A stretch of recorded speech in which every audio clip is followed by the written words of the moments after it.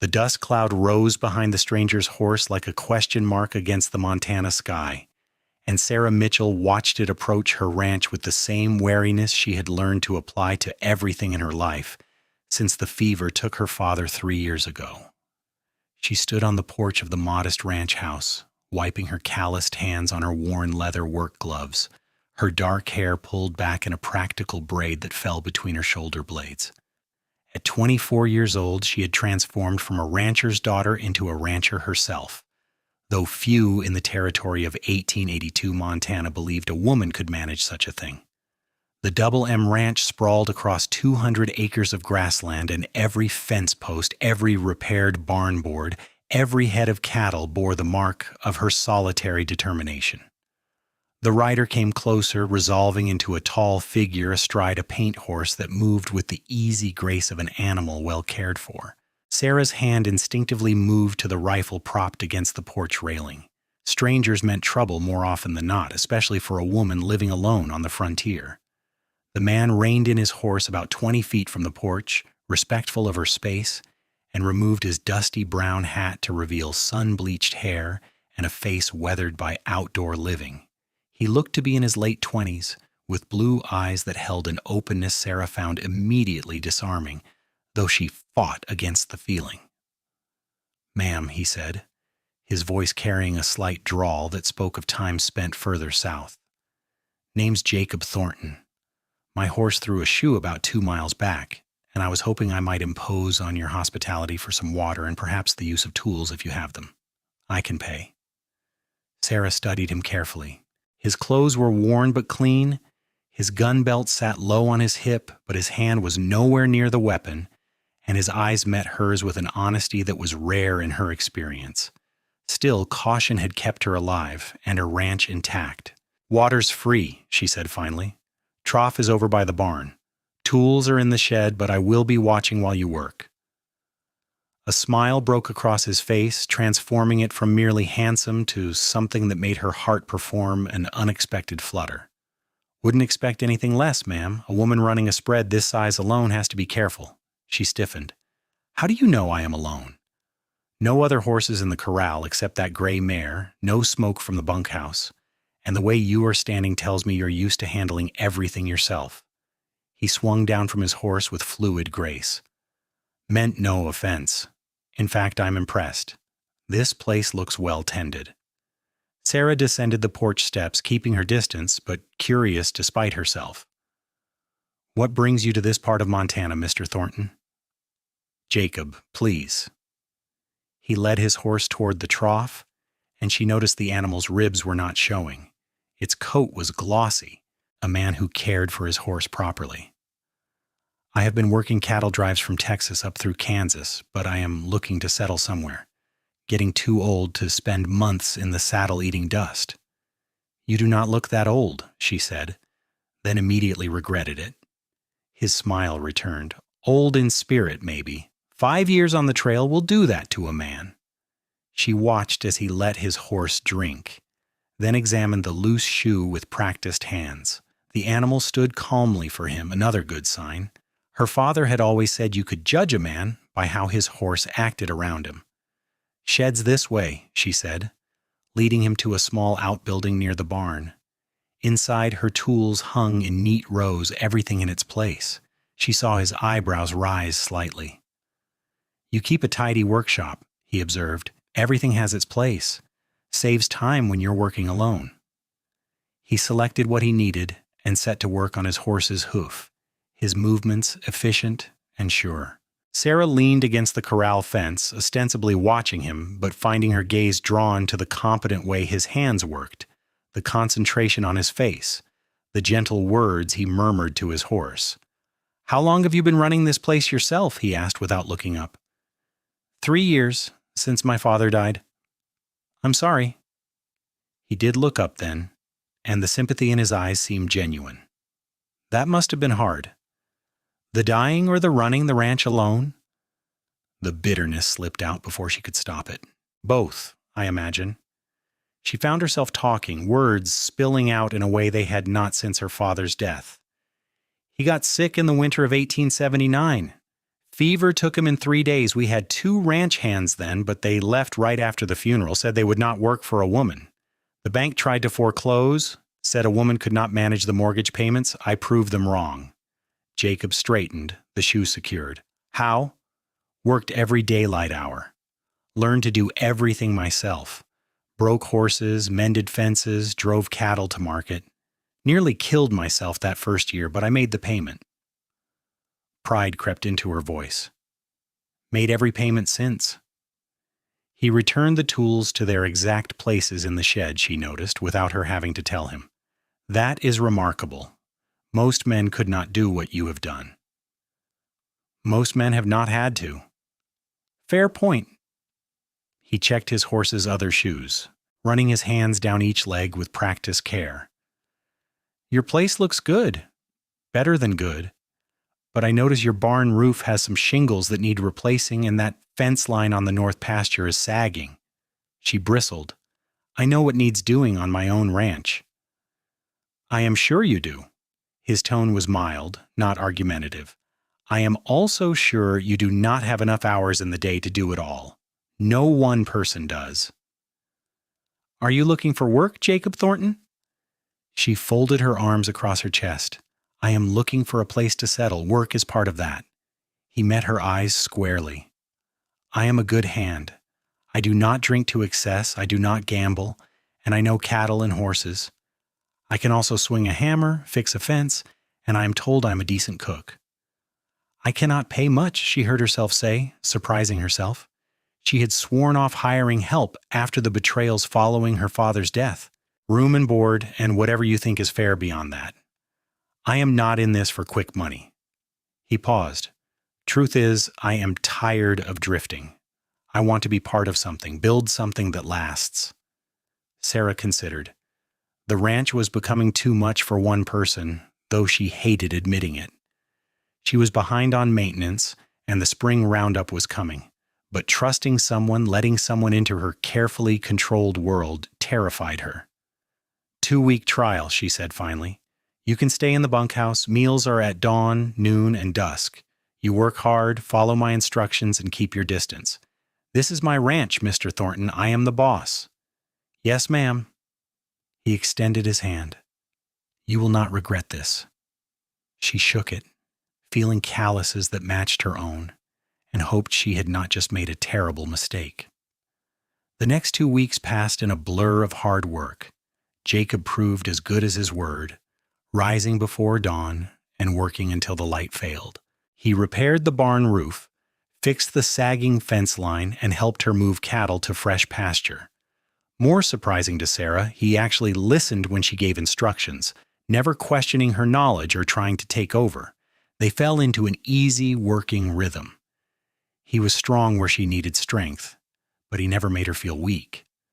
When she showed him her bookkeeping, explaining how she tracked every expense and calculated profit margins, he listened with genuine interest. You have a head for numbers, he observed one evening as they sat on the porch after supper, the day's work finally done. My father taught me. He said a rancher who could not track money would not be a rancher for long. She sipped the coffee he had made, which was indeed better than her own. The bank still does not like dealing with me, but they cannot argue with my ledgers. Small-minded fools. His voice held an edge. You are doing what half the men in this territory could not do. She glanced at him in the fading light. He sat on the porch steps while she occupied the rocking chair, maintaining the careful distance she had insisted upon. But she found herself noticing things about him, the way his hair curled slightly at his collar, the laugh lines around his eyes, the competent grace of his movements. Why did you really stop here, Jacob? She asked suddenly. He was quiet for a moment. Honest truth? I saw this place from the ridge 2 miles north. Saw how well kept it was, saw you working in the corral with that roan gelding, watched you work him for near an hour, patient and skilled. Then I saw you were alone, and I wondered what kind of person could build something this good in the middle of nowhere with no help. He turned to look at her. My horse really did throw a shoe, but I was already planning to stop before that happened, like she should have felt invaded, spied upon. Instead, she felt seen in a way she had not experienced in years. That is a strange reason to stop at a stranger's ranch. Maybe, or maybe I recognize something in you that I have been looking for in myself. Purpose, determination, the courage to build something when the whole world says you cannot. Her throat tightened unexpectedly. It has been hard. I know. His voice was soft. But you did it anyway. That is what makes it remarkable. They sat in comfortable silence as the stars emerged, and Sarah realized with a start that she did not want him to leave when the 2 weeks ended. On the 14th day, Jacob found her in the barn mending tack. He removed his hat, turning it in his hands, suddenly looking uncertain in a way she had never seen. 2 weeks are up, he said. They are. She kept her eyes on the leather she was stitching, afraid of what her face might reveal. Sarah. It was the first time he had used her given name, and it sent a shiver through her. I want to stay. Not just for work, though I will do that gladly. I want to stay because being here, working beside you, it is the first time in my life I have felt like I am exactly where I'm supposed to be. She set down the tack, her hands trembling slightly. Jacob, I cannot afford to pay you more. That is not what I'm asking for. He stepped closer, still respectful of space, but closing the distance between them. These 2 weeks, I have watched you pour everything you have into this place. Every fence post, every repaired board, every decision about the herd.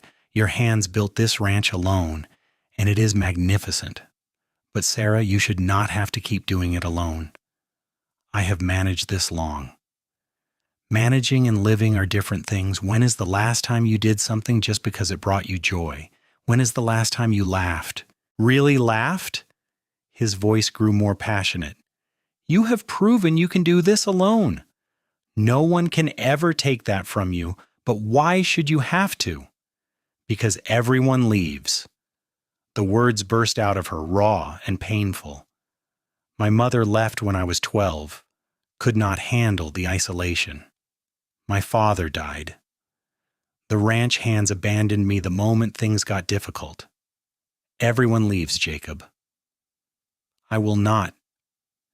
He closed the remaining distance between them, and she found she could not step back, did not want to. I have spent 5 years drifting, looking for a place that felt like home.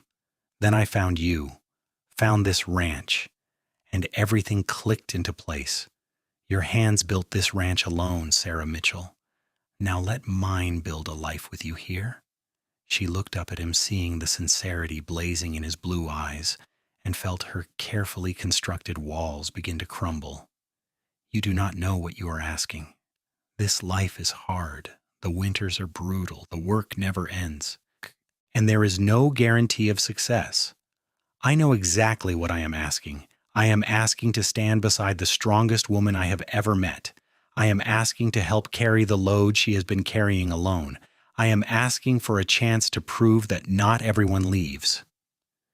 He reached out slowly, giving her time to pull away, and took her work-roughened hands in his. These hands are capable of anything, but they do not have to do everything alone anymore. A tear slipped down her cheek before she could stop it. I am afraid. So am I. He smiled gently. But I have learned that the things worth having are usually a little scary. She looked down at their joined hands, rancher's hands both of them, and felt something in her chest that had been locked tight for 3 years begin to open. Stay, she whispered, please stay. He pulled her into his arms, and she let herself lean into his strength, not because she needed it to survive, but because sometimes she realized it was okay to need someone. His heart beat steady against her ear, and for the first time since her father's death, she felt like she might not have to face the world alone. They pulled apart slowly, and Jacob cupped her face in his hands. I will stay for as long as you will have me, as a ranch hand, as a partner, as whatever you are comfortable with. No expectations, no pressure. We will take this at your pace. I do not know how to do this, she admitted. The romance part. I have been alone so long. Then we will figure it out together. He brushed his thumb across her cheek, wiping away the tear track. But Sarah, I need you to know my intentions are honorable. I am not playing games. I am in this for the long run. The long run, she repeated, testing the words. I like the sound of that.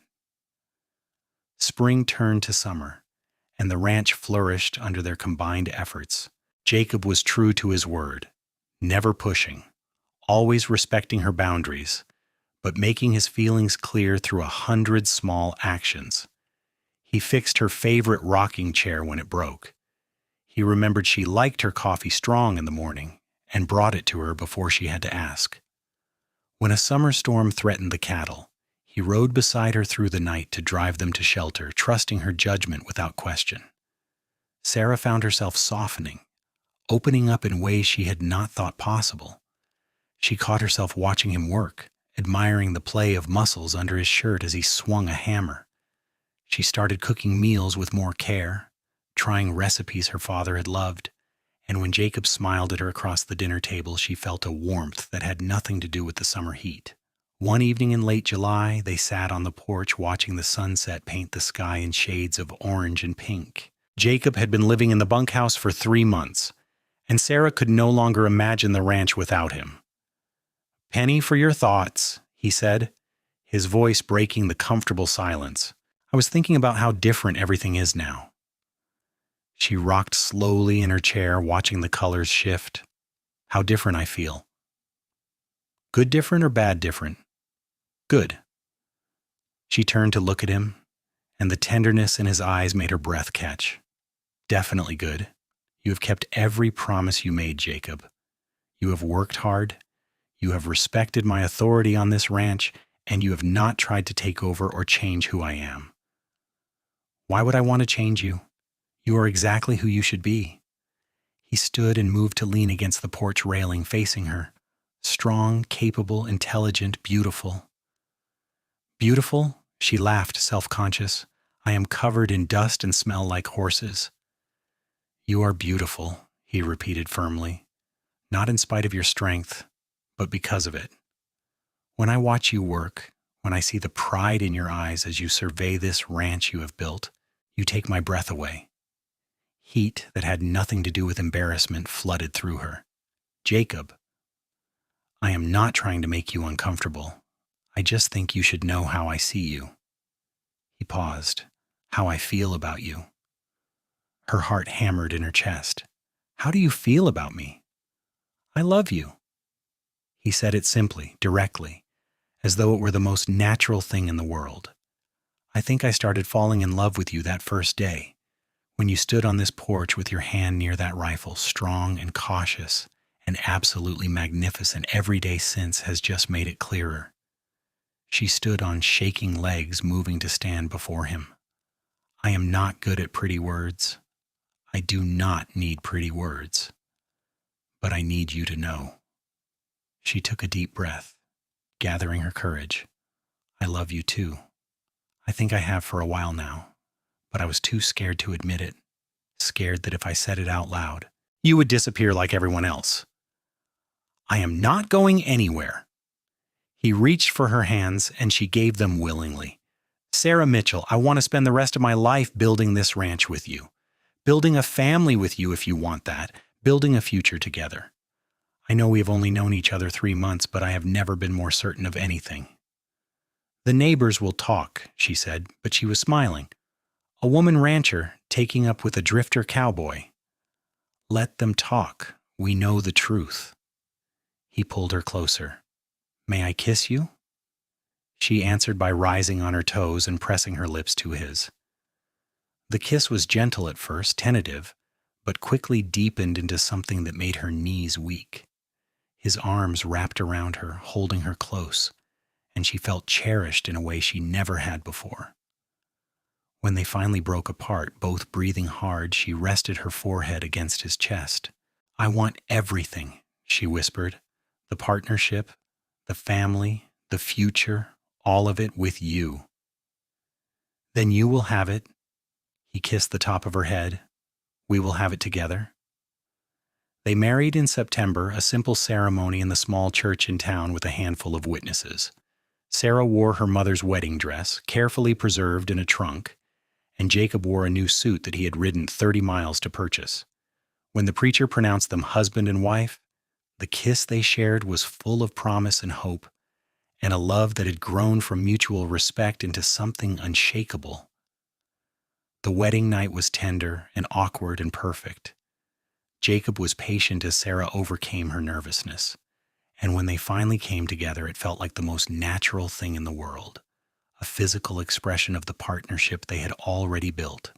Afterward, lying in his arms in the ranch house bedroom that was now theirs, Sarah felt a completeness she had not known was possible.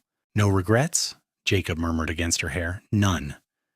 She traced patterns on his chest, marveling at the intimacy of it. "You?"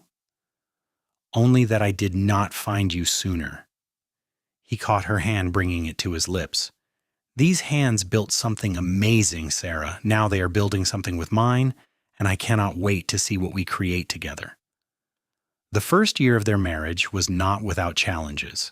In October, an early snowstorm caught them unprepared, and they lost 3 head of cattle. Sarah, used to bearing such losses alone, was surprised when Jacob held her as she mourned, reminding her gently that setbacks happened and they would recover together. In December, when supplies ran low and they were snowed in for 2 weeks, they learned to navigate the smaller frustrations of living together. Jacob had a habit of leaving his boots wherever he took them off. Sarah tended to get so absorbed in bookwork that she lost track of time, but they talked through each issue, compromising and adjusting, and emerged stronger for it. Winter deepened, and in the forced intimacy of being confined to the ranch house during blizzards, they learned each other's stories.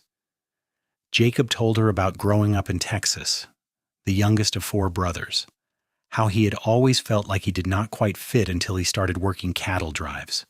Sarah shared memories of her mother, the pain of abandonment, and how her father had tried to fill both parental roles. "He did a good job," Jacob said one night as they lay in bed, the wind howling outside. "He raised a remarkable daughter. I wish you could have met him. He would have liked you." She snuggled closer to his warmth. "He always said that a good partner was worth more than gold." "Your father was a wise man." Spring brought new hope. Sarah suspected she was pregnant in March, but waited until April to tell Jacob, wanting to be certain. When she finally shared the news one evening after supper, his reaction was everything she could have hoped for. "A baby?" His face transformed with joy. "We are going to have a baby?" "In late October, the doctor thinks." She felt nervous suddenly. "I know we have not talked much about children, but—" He swept her into his arms, spinning her around despite her laughing protests. "This is wonderful. Sarah, this is the best news." He set her down carefully, immediately looking concerned. "Should I not have done that? Are you all right? What do you need?" His flustered worry made her laugh. "I am fine. Pregnant women are not made of glass, but we will need to expand the house, add a nursery, and we should probably hire a hand for the summer, someone to help with the heavy work. Whatever you need, whatever you both need." He placed his hand gently on her still flat stomach. "Our child, created from our love, to grow up on the ranch we are building together. Are you hoping for a boy or a girl?" "Healthy," he said immediately. "That is all I care about, healthy and loved.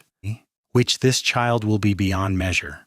They hired a young man named Tommy in May, a teenager from town looking to learn ranching.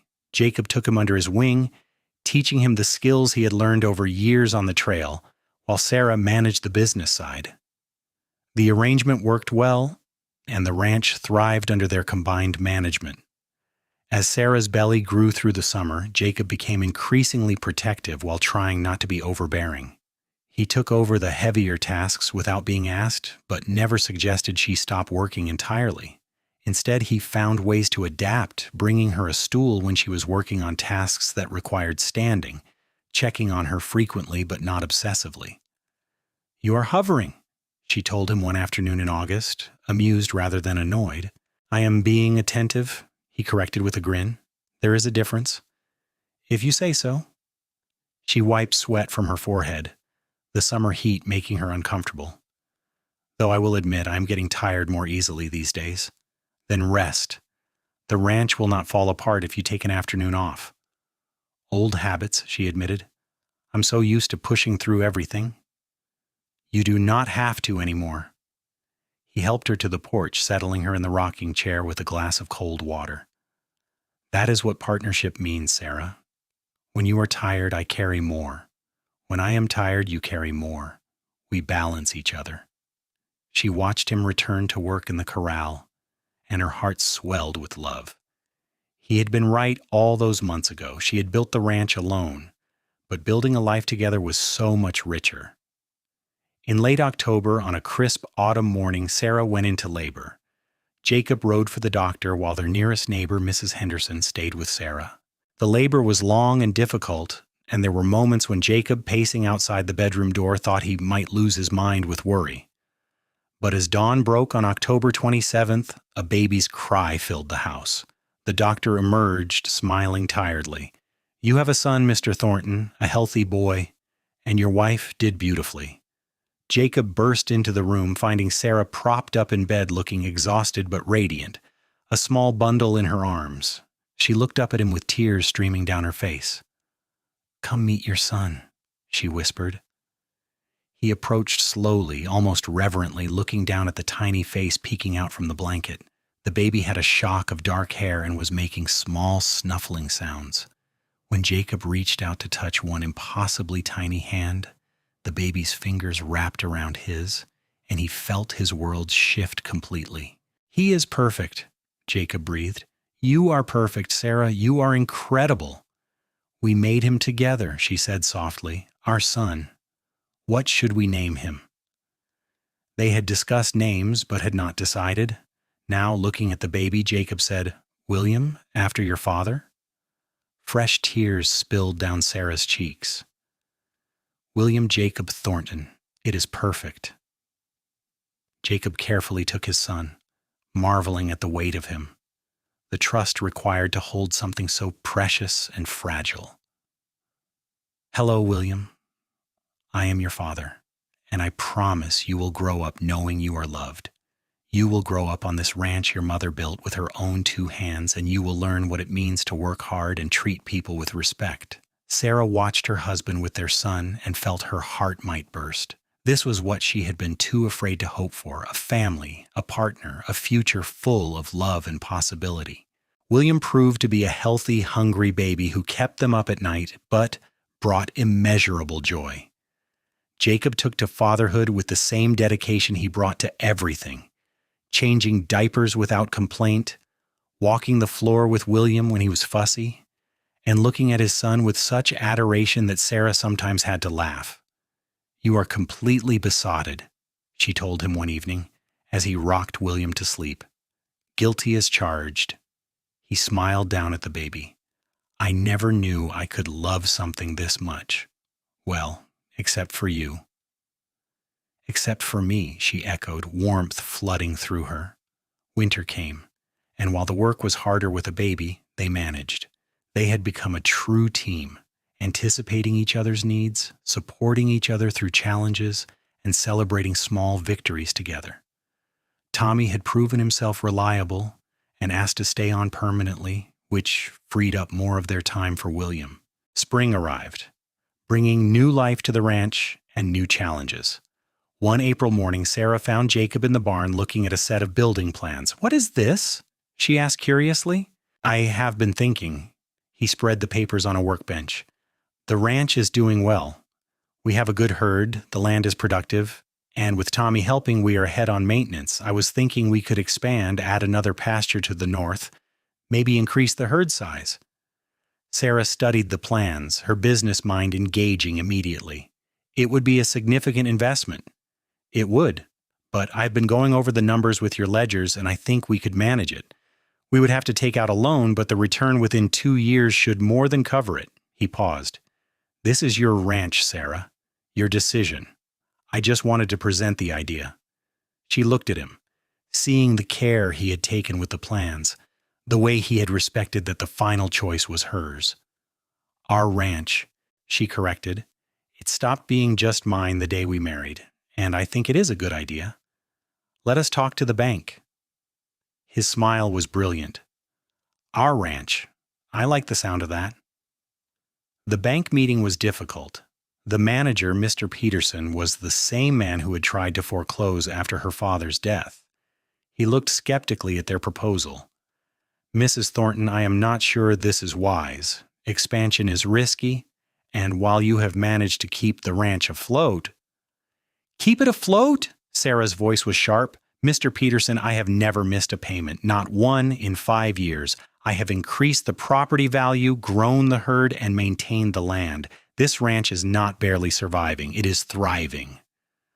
Nevertheless, a loan of this size is backed by solid collateral and a proven track record. Jacob's voice was calm but firm.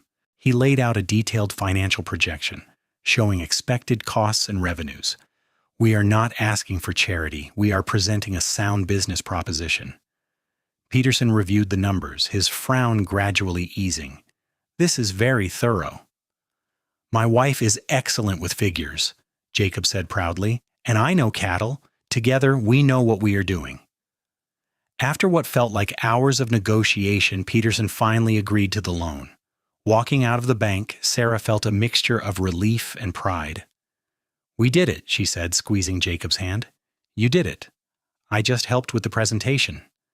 He pulled her close, right there on the street, uncaring of who might see. I am so proud of you. Proud of us, she corrected. We are partners, remember?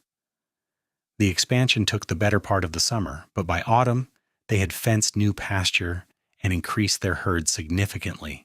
The gamble paid off when they drove the cattle to market in September and returned with more profit than they had ever seen.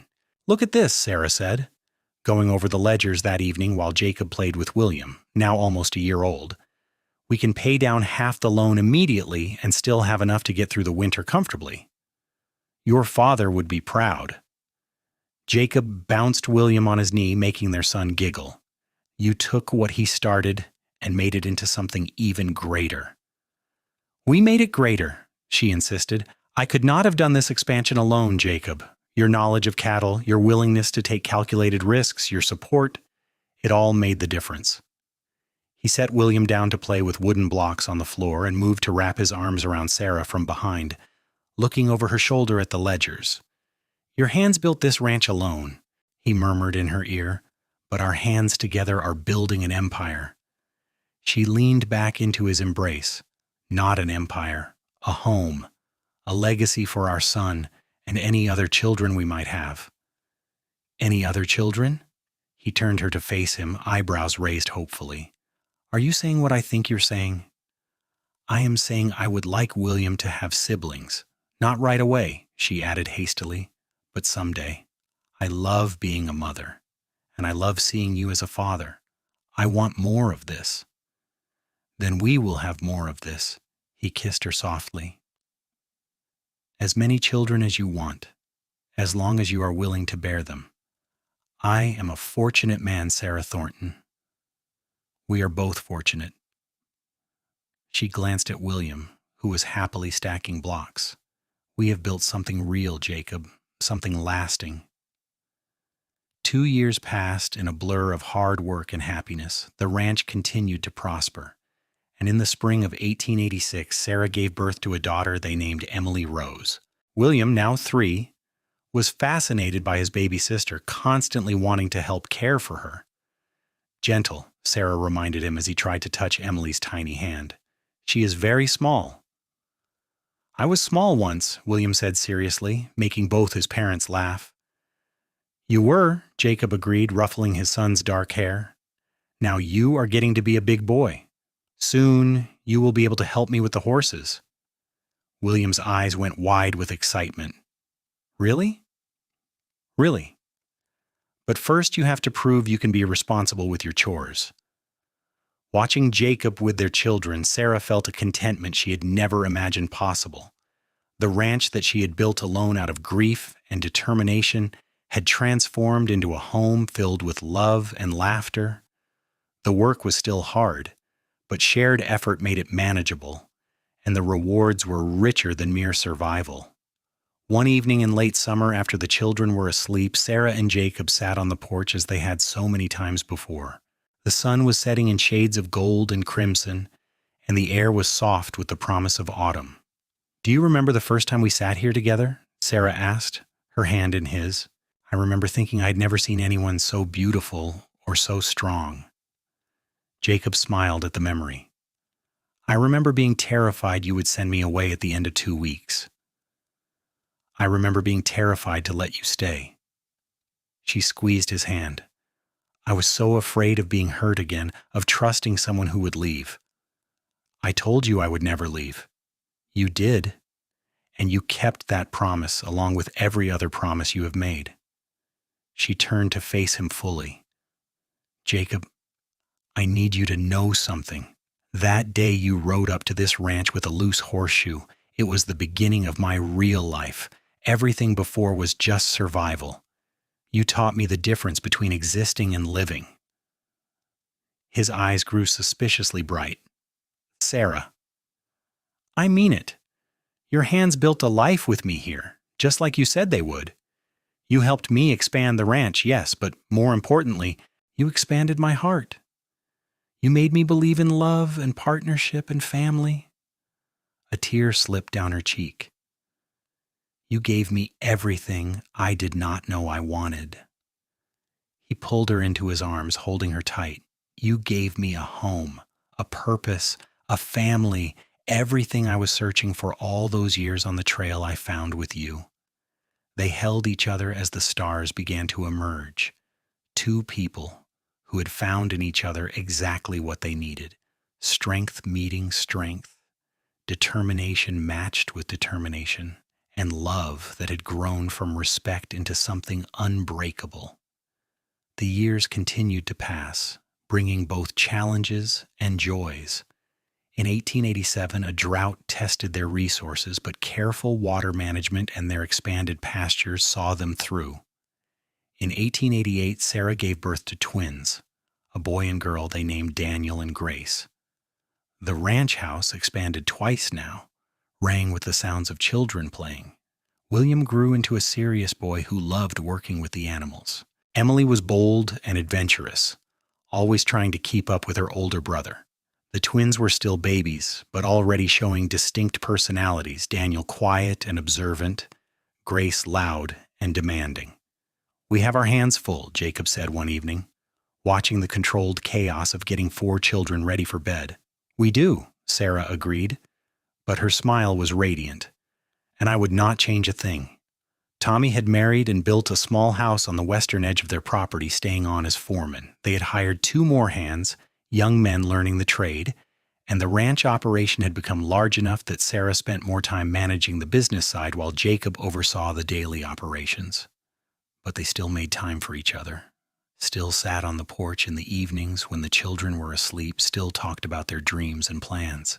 The partnership they had built was the foundation of everything else, and they tended it as carefully as they tended the ranch. In 1890, when William was 7, he came to his parents with a serious expression. "Papa, Mama, I have been thinking." "About what, son?" Jacob asked, setting aside the harness he was mending. "About the ranch. Someday, will it be mine?" Sarah and Jacob exchanged glances. "Someday it will belong to all of you children," Sarah said carefully. "You and Emily and Daniel and Grace. You will share it and work it together." "Like you and Papa work together?" "Exactly like that." Jacob pulled William onto his lap. "Your mama built this ranch when everyone said she could not. She proved that with hard work and determination anything is possible. Then I came along and we built it bigger together. Now we are teaching you children so that someday you can make it even greater." "I will work hard," William promised. "I will make you proud." "You already do," Sarah said, her voice thick with emotion. "Every single day." That night, lying in bed, Sarah turned to Jacob. "Can you believe how much has changed since that day you rode up with a loose horseshoe?" 8 years, he mused. "Feels like forever and like yesterday at the same time. We have 4 children, a thriving ranch, and a life I never dreamed possible when I was working this place alone. She traced her fingers along his jaw. You kept your promise, Jacob. Your hands built a life with me here. A beautiful, full, wonderful life. Our hands, he corrected gently. I could not have done any of this without you. Your strength, your vision, your love, it is all the foundation everything else is built on. Then we built it together. She kissed him softly, and we will keep building it together for all the years to come. The years did indeed keep coming, each one adding new layers to the life they were creating.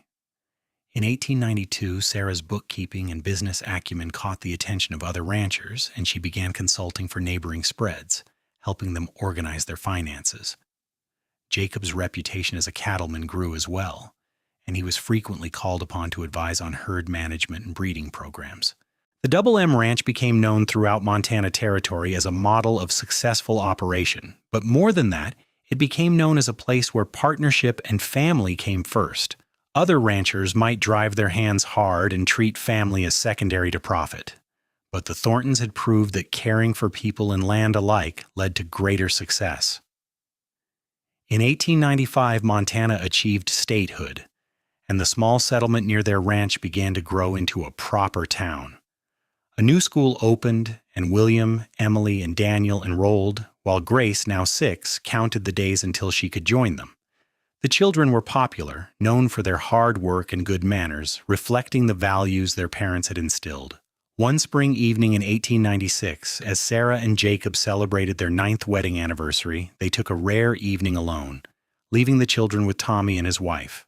They rode out to the ridge where Jacob had first seen the ranch, so many years ago, and watched the sun set over the land they had built together.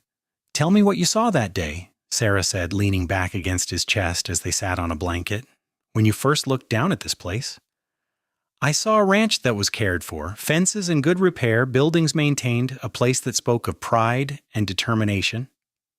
He wrapped his arms around her.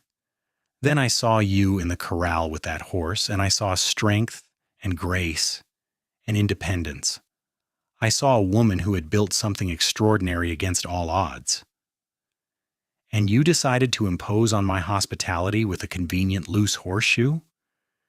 She was teasing, but the question had always lingered. "I decided I had to meet the person who had created all that. Had to know if you were as remarkable up close as you seemed from a distance." He pressed a kiss to her temple. "Turned out, you were even more remarkable. I almost sent you away that first day. I know. I saw it in your eyes, the caution, the fear, but you took a chance on me anyway. Best decision I ever made." She turned in his arms to face him. "Well, second best. The best was saying yes when you asked me to marry you. I would argue that building this ranch in the first place was your best decision, but I will take second place." His smile was warm. "Sarah, these 9 years have been the best of my life. Watching our children grow, building the ranch together, waking up next to you every morning, it is everything I never knew to wish for." "For me, too." She kissed him, long and deep, the kiss of two people who knew each other completely and loved what they knew. "Here is to 9 more years and 9 after that, and as many as we are blessed to have." "To a lifetime," he agreed, "to the life we built together." As they sat on that ridge, watching the stars emerge over their ranch, Sarah reflected on the journey that had brought them here. She had started alone, driven by grief and determination, building something out of nothing through sheer force of will. Her hands had indeed built the ranch alone, every fence and barn board a testament to her refusal to give up. But then Jacob had arrived, not to take over or diminish what she had accomplished, but to stand beside her and help her build something even greater. His hands had joined hers, not replacing her work, but complementing it, creating a partnership that was stronger than either of them alone. Together they had built not just a successful ranch, but a home, a family, a legacy. They had proved that strength did not mean going it alone, that accepting help was not weakness, and that love could make the impossible seem easy. The years ahead would bring more challenges, she knew. There would be droughts and harsh winters, sick cattle and broken equipment, the thousand small crises that came with ranching. There would be the joys and worries of raising children, watching them grow and make their own choices. There would be good years and hard years, laughter and tears. But they would face it all together as they had faced everything since that day Jacob rode up with a loose horseshoe and a hope in his heart. Two people who had found in each other exactly what they needed, building a life that was richer and fuller than either could have imagined alone. As the stars wheeled overhead and the night sounds of the prairie surrounded them, Sarah Thornton knew with absolute certainty that she was exactly where she belonged, with exactly the right person, living exactly the life she was meant to live. Her hands had built the ranch alone, but their hands together had built something far more valuable, a love that would last all their days and a legacy that would endure for generations to come. And that, she thought as Jacob pulled her closer and she rested her head on his shoulder, was worth more than all the gold in Montana. The ranch would prosper or struggle with the changing times, but their love, their partnership, their family, those would remain constant and true. The real treasure they had built together from that first tentative handshake to this moment of perfect contentment under the vast western sky. Their story was not one of grand adventure or dramatic rescues, but something quieter and perhaps more remarkable. Two people who had chosen each other day after day, year after year, building a life one moment at a time, one shared task at a time, one expression of love at a time. It was a story of hard work and determination, of respect and partnership, of love that grew from admiration into something deep and abiding. As they finally rose to ride back home to their children and the ranch that was the physical manifestation of everything they had built together, Sarah took Jacob's hand and squeezed it gently. He squeezed back, understanding without words what she was expressing, the gratitude and love and bone-deep contentment of two souls who had found their perfect match. The ranch waited below, lights glowing warmly in the windows, smoke rising from the chimney, the sounds of cattle lowing in the distance. Their children would be asleep by now, tucked safely in their beds, growing strong and confident in the love their parents had created. Tomorrow would bring more work, more challenges, more joys.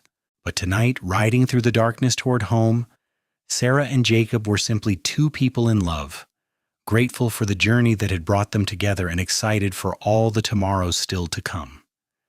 And so their story continued, not with a dramatic ending, but with the quiet certainty of a love that would last all their days, a partnership that would weather any storm, and a legacy that would endure long after they were gone. The cowboy had said her hands built the ranch alone, and then he had asked to build a life with her there.